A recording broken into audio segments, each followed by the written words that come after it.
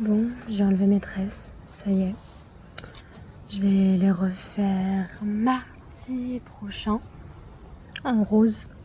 Pas un rose comme ça, elle a que du rose très pétant. Donc voilà, je sais que le rose ça me va bien, donc j'ai déjà eu les cheveux roses. Donc voilà. J'ai eu ma perme à la résidence. Alors, je suis un peu déboussolée quant à la part sociable. Alors déjà, il y a un prénom qui tourne dans ma tête. Je sais pas pourquoi. Mais quand je parle de la part sociable, j'entends le prénom Lucie dans ma tête. Et c'est venu vraiment comme ça fait plusieurs jours déjà que ce prénom-là, il trotte dans ma tête. Donc, j'ai beaucoup de mal parce que, moi, comme je l'ai expliqué dans mes vidéos, moi, je donne pas de prénom à mes parts, en fait. Parce que, justement, j'ai pas envie de passer pour une folle, en fait. On passe moins pour une folle quand on dit la part sociable.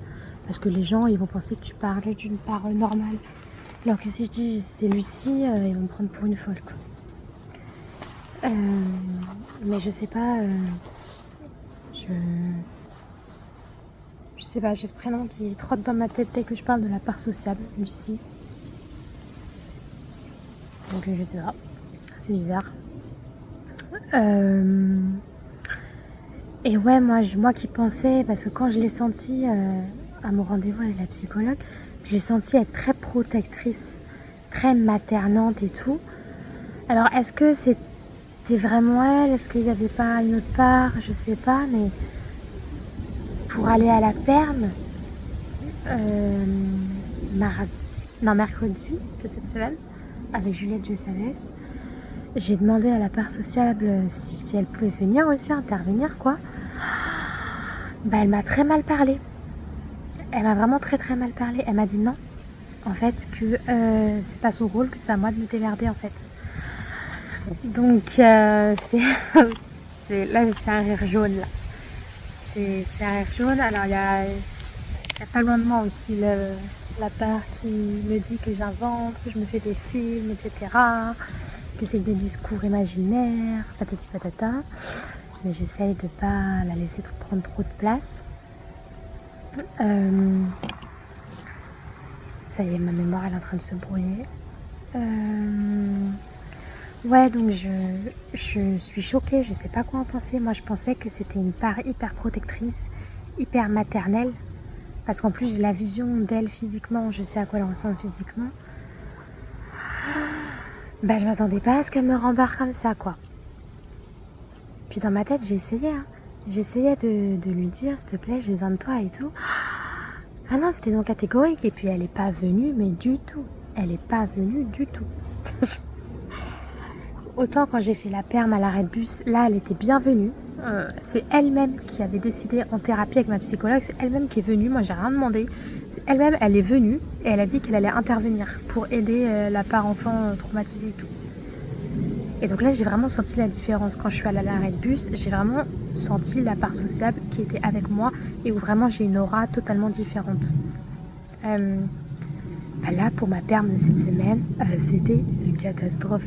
Elle n'était pas là du tout. Elle n'était pas là du tout. J'ai dû prendre mon si besoin.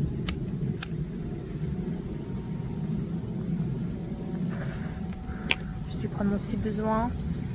Et j'étais pas d'humeur. Il y avait une part assez en colère. D'ailleurs, je me suis excusée auprès de Juliette à la fin par message parce que j'ai remarqué que j'étais pas agréable. En fait, j'arrivais pas à contrôler. Il y avait un truc en colère et je pense savoir ce que c'est. Je pense savoir ce que c'est. Je pense que c'est une part protectrice qui protégeait les parts traumatisées. Parce qu'en fait, là, si vous voulez,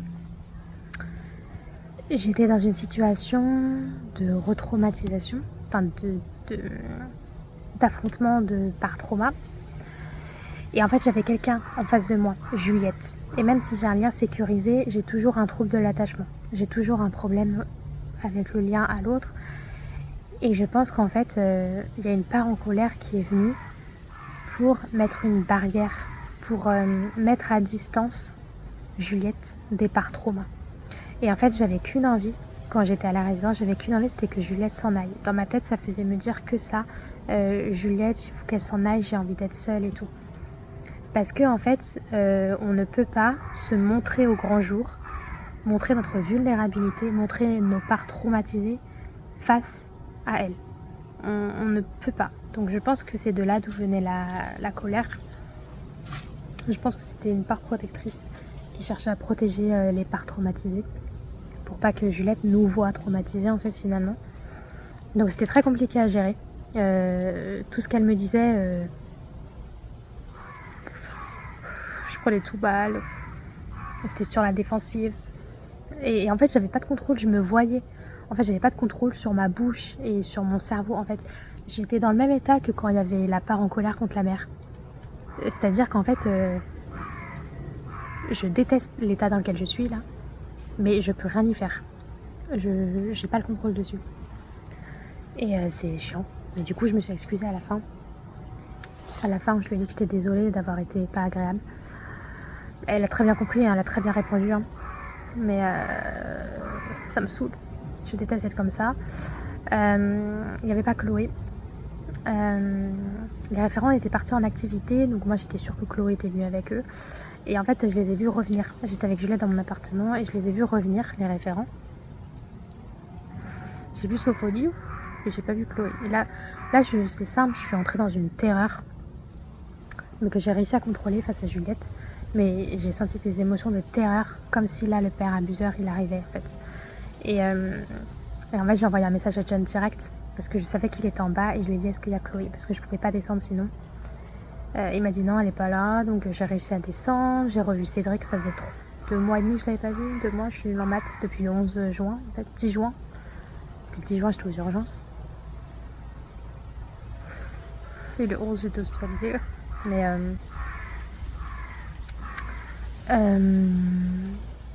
donc elle était pas là.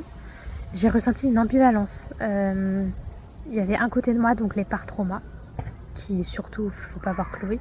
Et d'un autre côté, d'autres parts qui voulaient se confronter, qui en ont marre d'être à l'hôpital, qui veulent rentrer chez elles et reprendre leur vie, leur petit... voilà. Et qui voulaient se confronter au visage de Chloé, en fait.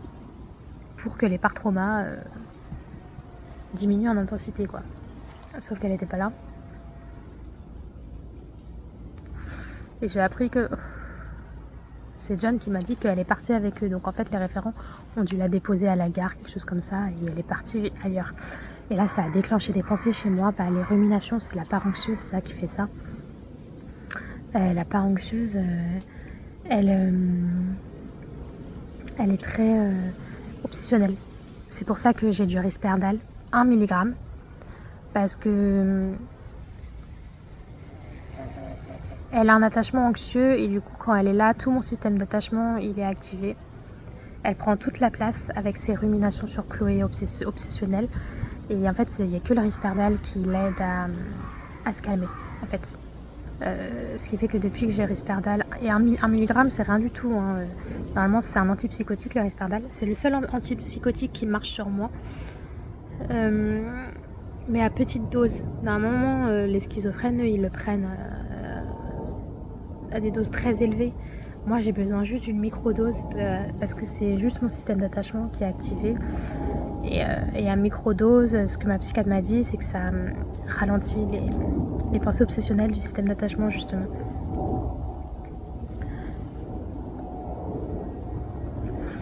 Et mais ça n'empêche pas quand même la part d'être là pour ruminer. Juste, elle va beaucoup moins prendre de place sur moi, mais je vais toujours la sentir par moment.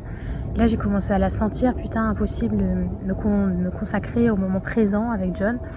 C'était en mode, putain, ça se trouve, elle allait voir son mec. Elle continue sa vie, en fait, c'est ça. Elle continue sa vie, elle en a rien à faire de nous. On faisait des raccourcis, en fait, des raccourcis de pensée, en fait. C'est-à-dire, j'essayais de rationaliser, moi.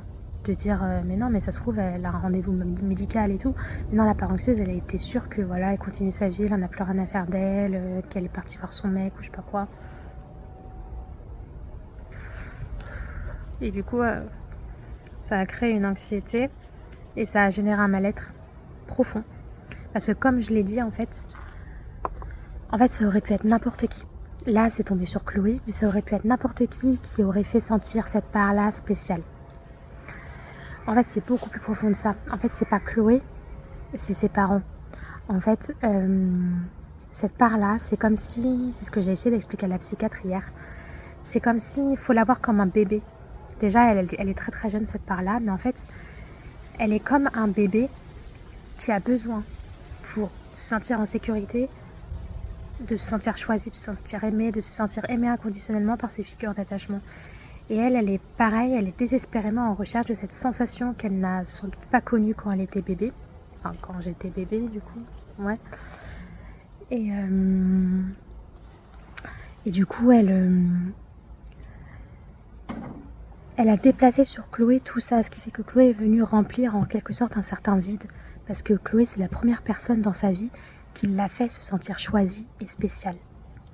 Vraiment, quand on avait une relation très complice au tout début de notre relation, on était très tactile, on se taquinait, c'est quelque chose qu'elle a jamais ressenti, cette part-là. Et donc en fait, ce que je veux dire, en fait, le problème, c'est pas Chloé, c'est ce que Chloé active chez nous, en fait. Et c'est beaucoup plus intense que ça. En fait, là, on parle pas de l'amour amoureux, on parle vraiment d'un amour inconditionnel qu'un bébé devrait ressentir. C'est beaucoup plus puissant que ça, et ça, la psychiatre, elle l'a parfaitement compris. Elle l'a direct compris, elle a dit, en fait, on parle pas de Chloé, en fait, on parle des parents. En fait, c'est ça, en fait.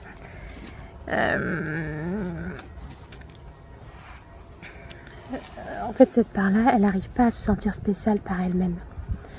Elle a besoin de ressentir chez l'autre qu'elle est la prunelle de ses yeux. Et elle a ce besoin, c'est vital pour elle. Elle a vraiment ce besoin.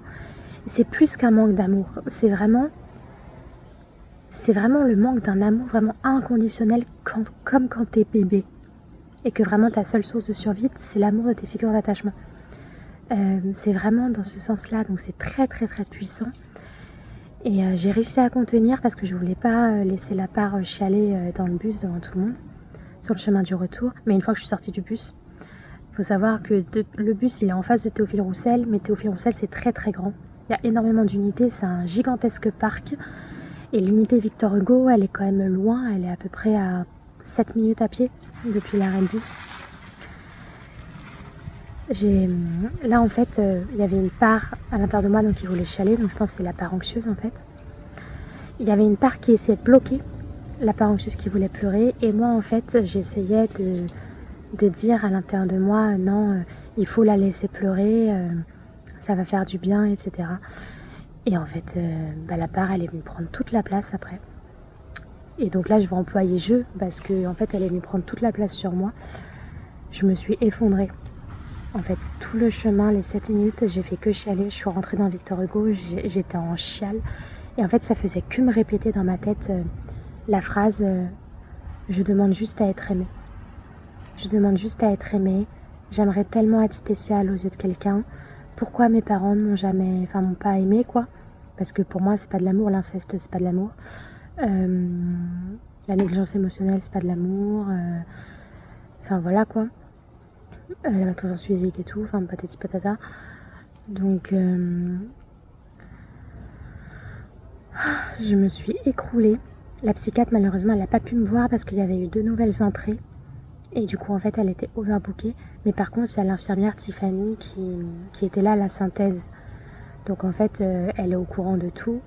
Donc, je me suis sentie en sécurité. Elle a vu que j'étais dans un état catastrophique. Parce qu'en fait, je chialais devant le bureau des infirmières, mais impossible d'aller demander de l'aide.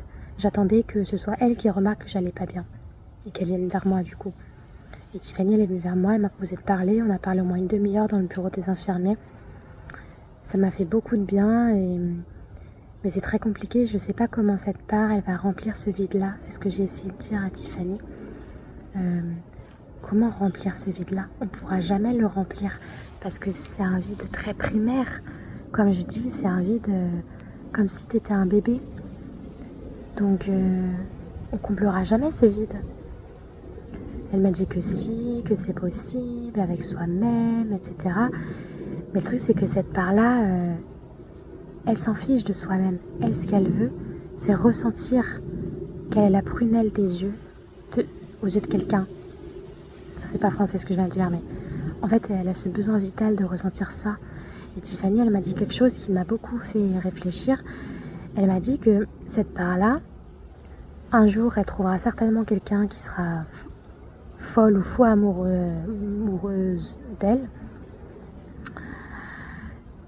Ça viendra combler une partie, mais il y aura toujours un vide, en fait.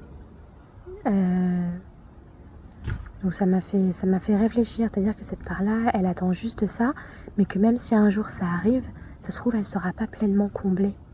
Parce qu'au final, elle aurait aimé que ce soit ses parents. Donc, mais ça a été très compliqué, vraiment, ça faisait que me répéter dans ma tête. Je demande juste à être aimée. Et je chialais, mais quand je chialais, c'était vraiment effondrement, quoi. Et tout ça, ça part de quoi ? Tout ça, ça a été déclenché par quand j'ai appris que Chloé, on l'avait déposée à la gare, etc. et qu'elle est partie faire sa vie.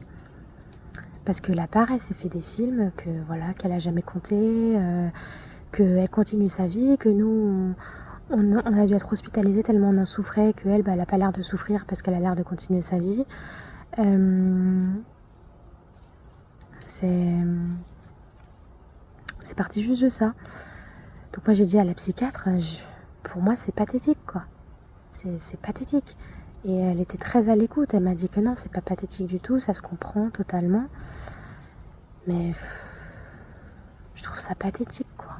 Alors oui, je sais, là ma psychologue elle me dirait, il faut avoir de la compassion pour ses parents. Non, à votre place, à leur place, comment vous le prendriez, patati patata, mais c'est dur.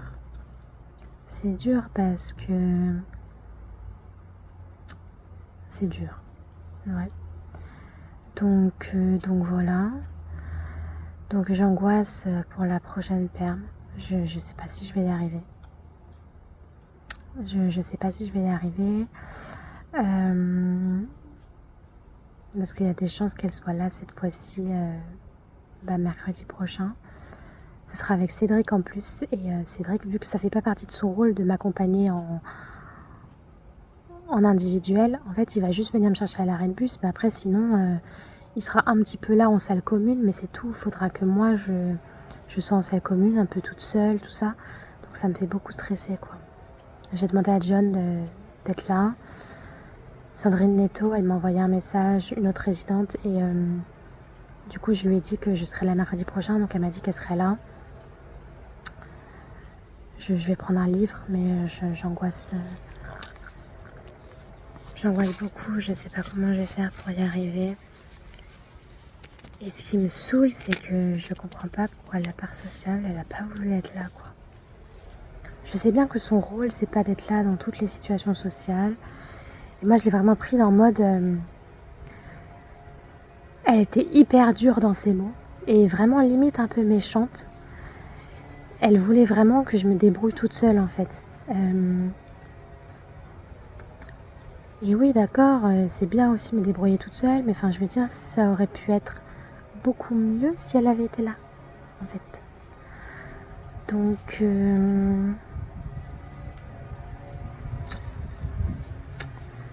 Donc moi, dès qu'il disait que c'était une part protectrice, je suis pas sûre. Alors c'est sa manière de protéger, mais super. Moi, je pensais qu'elle avait un côté très maternant, mais apparemment non. Genre c'était une exception la dernière fois qu'elle est venue aider. Genre elle intervient que dans les situations où où il n'y a vraiment aucune issue sociale, quoi. Où on est vraiment enfermé avec les gens et tout, mais... Ouais. Puis là, elle est pas du tout là, hein. Elle est pas du tout présente à l'hôpital. Elle était présente au début, le premier mois. Mais là, maintenant, elle est plus du tout présente. Ce qui fait que les gens,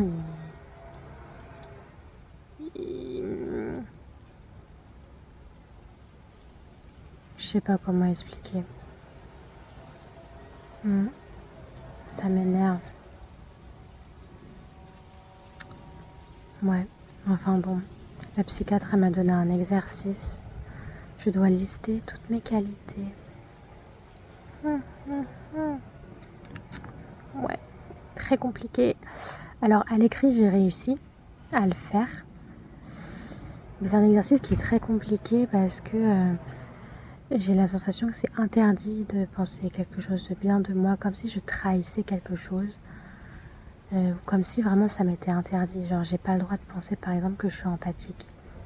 En fait, si je dis que je suis empathique, c'est comme si à l'intérieur de moi ça me disait oulala, non, non, non, non, c'est interdit d'aller par là. Oulala, non, non, non, non, faut surtout pas penser qu'on est empathique. Comme s'il y avait une sensation de danger en fait, de penser ça, que ça nous était interdit.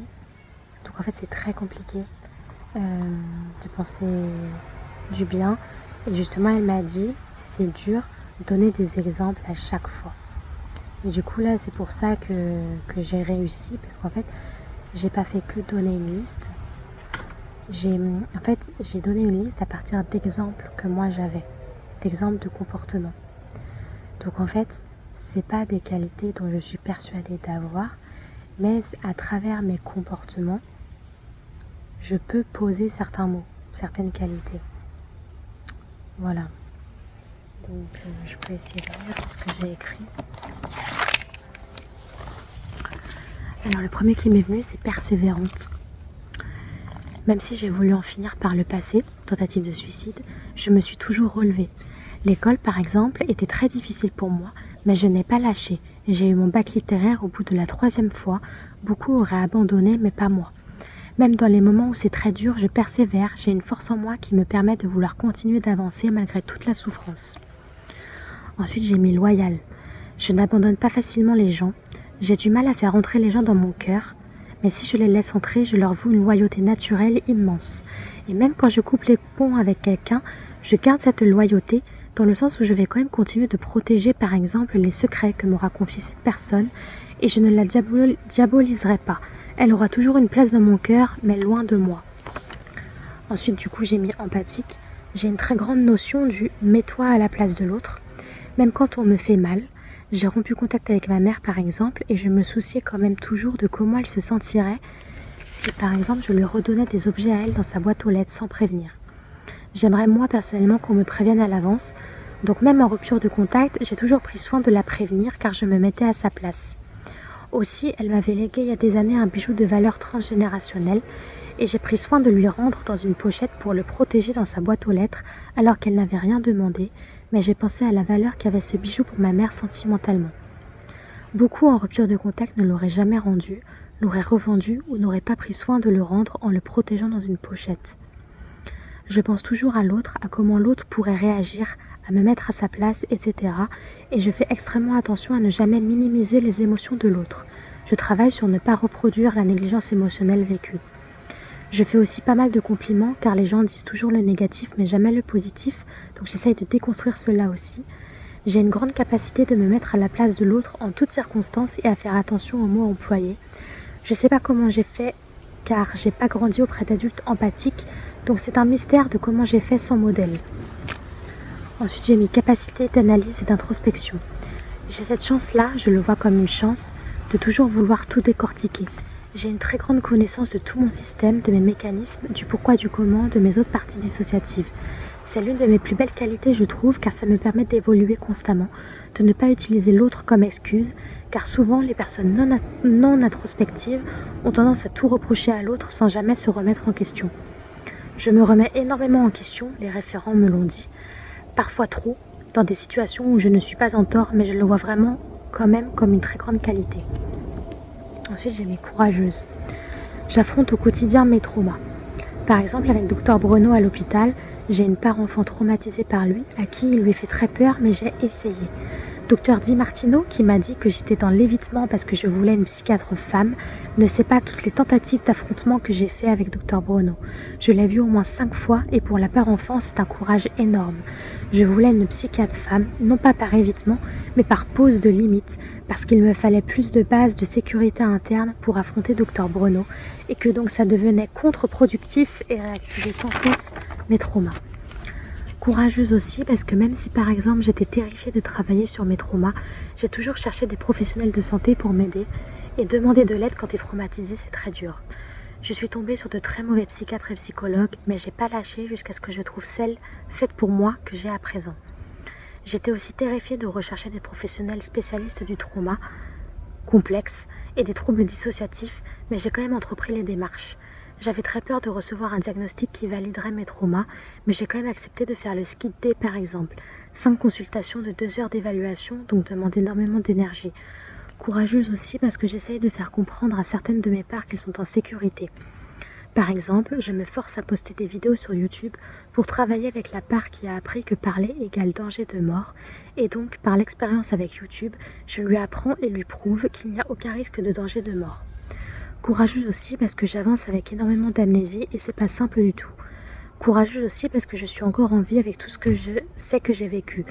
Courageuse parce que je me bats pour un jour réussir à vivre et non plus survivre. Courageuse parce qu'avec toute la méchanceté que j'ai connue, je continue malgré tout à vouloir briser le cycle de maltraitance dans ma famille, à travailler sur moi pour ne pas reproduire et transmettre quelque chose de neuf et de beau dans ma lignée de sang. Ensuite, j'ai mis soucieuse des animaux et de la nature. Je suis fan des animaux et j'ai une sensibilité énorme pour eux comparée aux humains. Dans un film, par exemple, si un animal meurt ou se fait maltraiter, je vais beaucoup plus être touchée et je vais avoir du mal à passer à autre chose. Les animaux sont comme les bébés, des êtres si purs et innocents qui ne demandent qu'à être aimés. Mon rêve serait de créer un sanctuaire pour sauver tous les animaux. Mon chat, Chouchou, m'a sauvé la vie. C'est pour lui que je me bats. Chaque fois que je voulais me suicider, c'est à lui que je pensais. Je ne pouvais pas le laisser. Il m'a fait goûter à l'amour, au vrai, mon sauveur. Et la nature est si belle, j'adore observer les oiseaux, les arbres, écouter le bruit des cascades, de la pluie, de l'orage, etc. Ensuite, j'ai mis soucieuse de mes cheveux et de mon corps.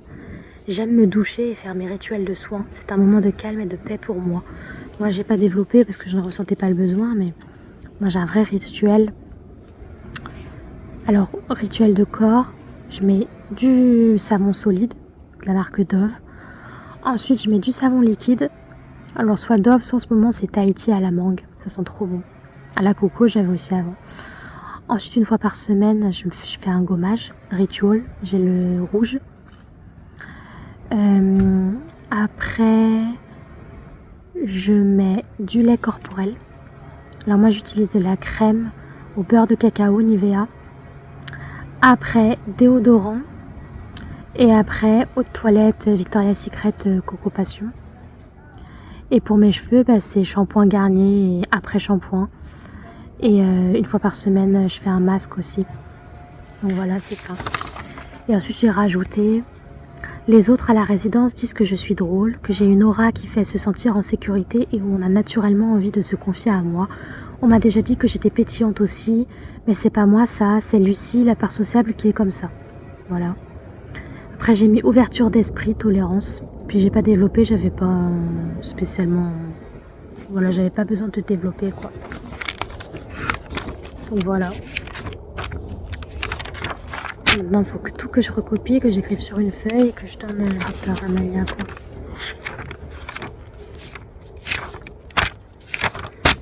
Enfin voilà, je suis plutôt contente. Mardi, je vais faire mes tresses. Mais je sais pas comment je vais faire pour les clopes, je vais pas en avoir. Donc ça va être compliqué, mais... Je demanderai à Cathy si son pote Bernard il peut pas m'avancer parce qu'il est riche. Il est riche, donc je demanderai s'il peut pas m'avancer et que je le rembourse plus tard. Ouais.